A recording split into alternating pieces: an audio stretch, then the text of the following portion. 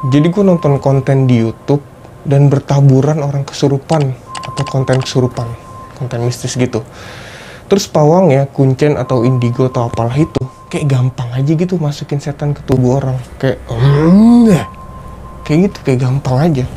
Abis dimasukin langsung diajak komunikasi. Ada yang jadi macan, ada yang jadi ular, ada yang jadi apa, prok. Diriku jadi bertanya-tanya gitu, penasaran, resah, emang segampang itu ya bikin orang kesurupan. Nah, gue juga penasaran, pengen ngebandingin di negara lain ada kesurupan nggak ya? Kalau emang ada, metodenya tuh kayak gimana? Model kesurupannya kayak gimana? Terus kuncen atau pawangnya juga kayak gimana sih job desk-nya? Apa sama dengan orang Indonesia? Nah, langsung aja kita bahas di comparison. Ya, seperti yang kita tahu, dunia itu begitu luas dan memiliki keanekaragaman budaya dan kebiasaannya. Begitu juga dengan keanekaragaman kebudayaan mistisnya. Berangkat dari rasa penasaran gue riset-riset lucu di internet tentang perbedaan kebudayaan mistis di berbagai negara. Kalau di Indonesia nih ya, di acara-acara TV atau konten YouTube gitu tuh, ada anak indigo atau dukunnya gitu kayak, wah, gede nih ya nih, di sini gede nih. Atau, oh, di pojokan ada kunti nih. Nah, ini yang jadi pertanyaan gue. Gue juga penasaran. Kalau misalnya dukunnya ada 2 atau 3 gitu ya. Misalnya dukunnya si A nih, ya di sana tuh di pojokan ada kunti. Tapi si dukunnya B itu kayak, mana nggak ada. Dalam hatinya tuh kayak apa, kayak, bohong nih dukun A. Apa kayak gitu ya? Gue juga nggak tahu sih. Sama seperti yang tadi gue bilang, kalau yang kita tahu di sini kan kesurupan tuh identik sama jadi macan, jadi ular, kayak kakek, atau ngomong pakai bahasa daerah gitu ya. Nah, pertanyaan gue, kalau orang Jepang kesurupan apa jadi kayak nani korenandere, kayak gitu ya? Atau kesurupannya itu jadi kayak anime gitu, Sasuke, Naruto. Terus orang Korea kesurupannya kayak Jinchayo nandara rasa. Cuy, oke, langsung aja kita masuk ke perbedaannya. Yang pertama kita masuk ke Australia. Di Australia ternyata juga ada fenomena kesurupan. Ya, walaupun orang-orang negara maju gitu juga banyak yang nggak percaya ya, tapi seenggaknya ini ada kasusnya. Menurut laporan Sunday Morning Herald atau SMH, di tahun 2015 fenomena kesurupan dan exorcism ini marak di Australia.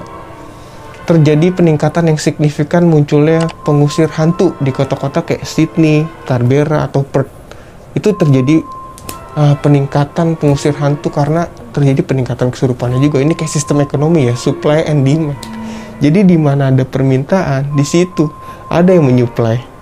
Sama halnya di dunia mistis. Seperti yang tadi udah dibilang, ternyata di Australia itu juga ada jasa pengusir hantunya ya. Jadi kalau kayak kesurupan tuh nggak cuma dibawa kayak ke ahli medis, tapi juga banyak yang dibawa ke pengusir hantu atau pengusir setan. Karena di sana masih banyak juga yang berkepercayaan agama, kayak Kristen dan Katolik itu kan banyak ya di Australia. Masih cukup banyak lah. Nah, dari laporan media SMA itu, menurut Gereja Katolik Australia, maraknya fenomena tersebut dilatar belakangi kegiatan Tai Chi, yoga, hingga film Harry Potter dan Twilight. Wow, film Harry Potter dan Twilight. Ya memang terdengar aneh sih, tapi menurut mereka itu adalah hal-hal kayak Harry Potter, Twilight itu adalah medium iblis masuk ke tubuh manusia. Ya mungkin karena Harry Potter atau Twilight itu ada cerita-cerita mistisnya ya. Ya Harry Potter terutama kan dia penyihir ya. Mungkin ada korelasinya, nggak tahu. Wingardium Leviosa. Fenomena eksorsisme ini dimulai waktu imam gereja melaporkan adanya kerasukan iblis di kantor Keuskupan Agung. Nah, dari Keuskupan Agung, laporan itu diolah kemudian dikirimkan ke para pengusir setan. Untuk memastikan apakah sebuah kasus betul-betul kesurupan, pengusir setan ini meminta bantuan jasa psikolog untuk menganalisa situasi ini beneran kesurupan atau penyakit mental kayak histeria gitu. Nah, untuk proses pengusiran iblisnya, para pengusir setan menggunakan air suci, Alkitab, serta doa pengusir setan. Dan biasanya itu dilakukan dalam waktu rata-rata 1 jam aja. Tapi ini yang saya rada bingung ya. Psikologi dan mistis tuh kan kayak berseberangan gitu ya. Apa bisa nyambung ya? Kalau dia pakai sains, pasti kan dia kayak, wah ini sih bla bla bla bla bla, karena di ilmu psikolog kan nggak ada mistis ya, udah pasti dibawanya ke medis.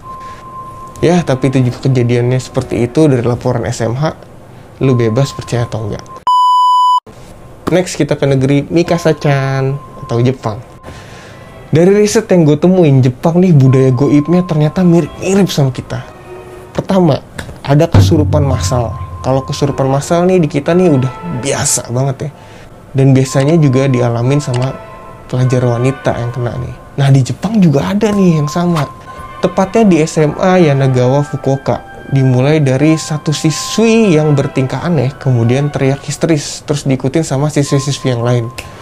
Tapi yang aneh, pas kejadian itu, setelah teriak-teriak histeris gitu, siswi-siswi yang berjumlah sekitar 26-an orang, itu pingsan gitu aja. Ya, mungkin capek. Kejadian misterius itu diposting di Twitter oleh siswa-siswa di SMA itu, dan bikin gempar di Jepang. Kalau di kita mah biasa aja kayak gitu ya. Paling kalau ngeliat berita kayak gitu kayak, oh, kesurupan massal. Ya udah. Peristiwa itu diduga akibat hantu perempuan tanpa kepala di Jepang. Jadi seorang siswi diikutin setelah pergi tamasya gitu. Dari keterangan siswa di Twitter, kalau awalnya 5 orang teriak, bunuh aku, mati, berkali-kali gitu. Terus pingsan gitu aja. Diikutin sama 15 orang sampai akhirnya 26 orang itu.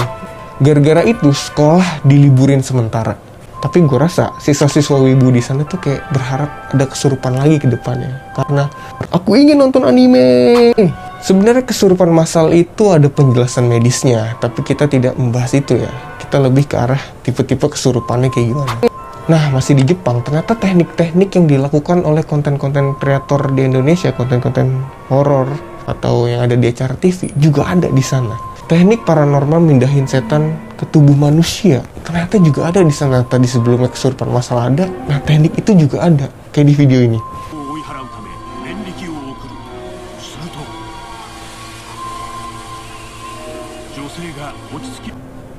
Ada dukun masukin setan ke tubuh perempuan dan model-modelannya juga sama gitu cara-caranya. Dia tuh kayak jampe-jampe ngomong apa, ritualnya juga mirip, ditarik terus dimasukin ke kepala terus diambilnya juga kayak gitu. Berarti metode-metode pengusiran setan kayak gini nih mungkin emang ada ya. Menurut gua ada 2 sih kemungkinannya. Yang pertama, ya emang ada. Masa iya metode pengusiran setan bisa mirip gitu loh, negaranya beda, jaraknya jauh. Terus mungkin metode ini tuh dipakai ratusan tahun yang lalu. Kenapa bisa sama gitu loh, kalau emang itu nggak ada. Nah, yang kedua buat yang skeptis, mungkin itu emang masalah mental aja. Jadi kayak kakek buyut orang Asia tuh tadinya sama nih, orang Indonesia, orang Jepang gitu, di zaman ribuan tahun yang lalu. Nah, habis itu mereka tuh punya metode untuk menenangkan orang. Mereka dulu mungkin nganggapnya kesurupan, tapi metode ini adalah buat nenangin orang, kayak dipijat, palanya dipegang. Itu mungkin mereka nemuin metode itu buat ngerelaksasi orang yang kena penyakit mental kayak histeria gitu. Tapi di sana mungkin dulu dianggapnya ya itu kayak kesurupan setan gitu lah. Nah, habis itu kan akhirnya metode itu kayak nyebar ke seluruh Asia gitu. Jadi mungkin ada irisannya, kemiripannya di antara Indonesia sama Jepang. Mungkin di situ. Bagi yang skeptis, bagi yang nggak percaya sama hal-hal mistis. Ya itu asumsi ya, bisa bener juga bisa enggak. Dan itu gue juga nggak pakai riset, itu cuma perkiraan aja. Kalau lu tahu atau kalau lu riset lebih, lu bisa kasih tahu di kolom komen di bawah. Ya lumayan bisa ngilangin rasa penasaran gue. Lanjut, di Jepang juga ada hantu yang unik nih, jenis hantu yang unik yang biasanya bikin orang kesurupan di sana. Namanya Ishogashi. Jadi uniknya nih, manusia yang dirasukin sama Ishogashi jadi sangat gelisah dan gak bisa santai gitu loh. Jadi maunya tuh gerak terus dan melakukan sesuatu. Dan orang yang kerasukan Ishogashi ini juga dapetin kepuasan dari menyelesaikan sesuatu. Gak ngelakuin apapun atau nyantai gitu, membuat yang kerasukan tuh kayak merasa bersalah. Sungguh luar biasa ya orang Jepang ini. Gak heran kalau orang Jepang tuh gila kerja. Yang ngerasukin aja hantunya malah bikin rajin. Jadi gini nih, tolonglah untuk hantu dan jin di Indonesia, buatlah orang yang kesurupan di Indonesia ini rajin bekerja. Jangan cuma teriak-teriak aing mau atau minta rokok doang. Itu anfaedah, ada kontribusinya dong buat bangsa ini. Ayolah jin dan demit di Indonesia. Bantulah, tolonglah. Ayo bisa yuk, bisa. Lanjut kita ke Annyeonghaseyo Korea Selatan, Hamidah. Di Korea ada budaya shaman yang dipakai untuk memanggil dan mengeluarkan roh. Kalau lu pernah nonton Shaman King, dia tuh bisa manggil dan ngeluarin roh untuk bertarung. Ya mungkin seperti itu ya singkatnya. Di Korea, shaman digunakan untuk berkomunikasi atau buat metode penyembuhan. Jadi ritualnya tuh kayak ada permainan musik dan paranormalnya tuh kayak nari-nari gitu di depan orang yang kerasukan sambil ngeluarin atau manggil roh. Budaya shaman juga sering dipertunjukkan di acara-acara resmi di Korea. Ya mungkin nih kayak kuda lumping atau reok ponorogo itu kan juga dipakai jadi kayak budaya gitu buat nunjukin di pentas-pentas acara-acara resmi ya. Nah bahkan ritual shaman nih juga bisa dipakai buat manggil hujan. Nah ini fenomena pawang hujan juga menarik sih sebenarnya untuk dibahas. Gue juga penasaran banget. Nantilah ya. Oke lanjut, sebenarnya kompleksnya shamanisme ini sebuah kepercayaan orang Korea. Tapi yang gue bahas nih lebih ke ritual pengusiran setannya aja. Kalau lu mau tahu lebih dalam kepercayaan shamanisme, lu bisa riset sendiri. Terus tuh kasih tahu gue di kolom komentar. Lumayan lah buat menghilangkan rasa penasaran gue. Sekarang kita ke Afrika. Kalau di Afrika jelas kesurupan dan mistis itu masih banyak yang percaya ya. Orang Afrika yang udah memeluk agama biasanya metode untuk menghilangkan kesurupannya itu pakai metode gereja bagi yang Kristen dan Katolik, dan pakai metode ruqyah bagi yang Muslim.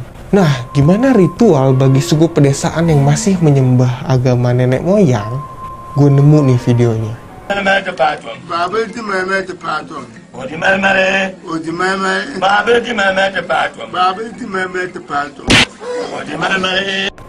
Entah ini bener apa enggak, tapi lucu banget. Masa dikeplakin palanya sampai sembuh, sambil dibacain mantra-mantra sambil dikeplakin.